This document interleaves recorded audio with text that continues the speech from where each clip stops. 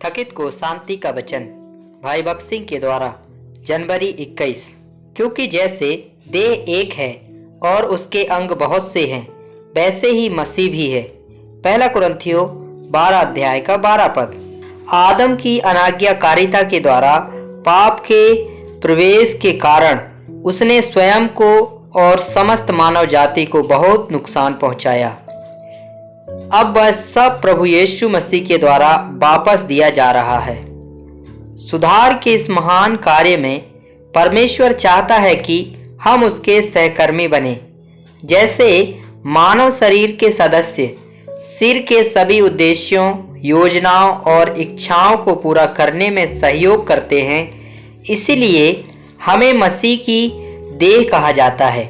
परमेश्वर ने अपने पुत्र को ऊंचा उठाया है और सब कुछ उसके पांव तले कर दिया और उसे सब वस्तुओं पर शिरोमणि ठहराकर कलीसिया को दे दिया, जो उसकी देह है और उसकी परिपूर्णता, जो सब कुछ को परिपूर्ण करता है।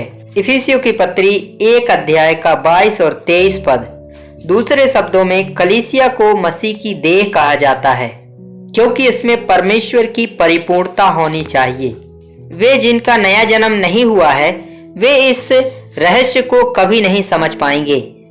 मानवीय ज्ञान से नहीं समझा जा सकता, क्योंकि हमें आध्यात्मिक बातों को समझने के लिए आध्यात्मिक ज्ञान की आवश्यकता है।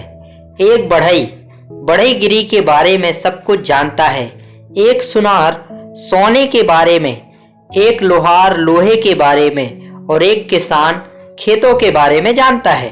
हमें इन सभी मामलों के लिए मानवीय ज्ञान की आवश्यकता है। उसी तरह हमें ईश्वरीय बातों को समझने के लिए ईश्वरीय ज्ञान की आवश्यकता है। हम इस ईश्वरीय ज्ञान को कैसे प्राप्त कर सकते हैं?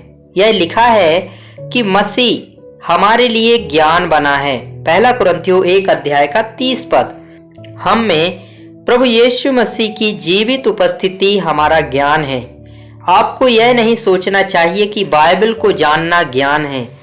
बहुत से लोगों ने बाइबल के कई भागों को कंठस्थ कर लिया है और फिर भी ईश्वरीय सच्चाइयों से परिचित नहीं है। मैं इसे फिर से कहता हूँ, जब तक प्रभु यीशु मसीह का जीवन आप में प्रवाहित नहीं होता, आप कभी भी मसीह की देह के रहस्य को नहीं जान सकते। कुछ बच्चे जन्म होते समय ही मृतक होते हैं। शरीर तो है, पर उसमें प्राण नहीं है। प्राण के बिना शरीर व्यर्थ है और केवल गाड़े जाने के योग्य है। भले ही आप किसी व्यक्ति से बहुत प्यार करते हों, लेकिन आप उसके बेजान शरीर को नहीं रखेंगे। यह किसी काम का नहीं होगा, इसलिए इसे गाड़ना होगा। इफिसियों की पत्री 1 अध्याय का 23 पद में परमेश्वर के बचाए हुओं को मसीह का शरीर कहा जाता है। इसका मतलब है कि उन्हें मसीह का जीवन मिल गया है। इसलिए यह स्पष्ट है कि केवल वे ही जिन्होंने अनंत जीवन का उपहार प्राप्त किया है, मसीह की देह के सदस्य बन सकते हैं।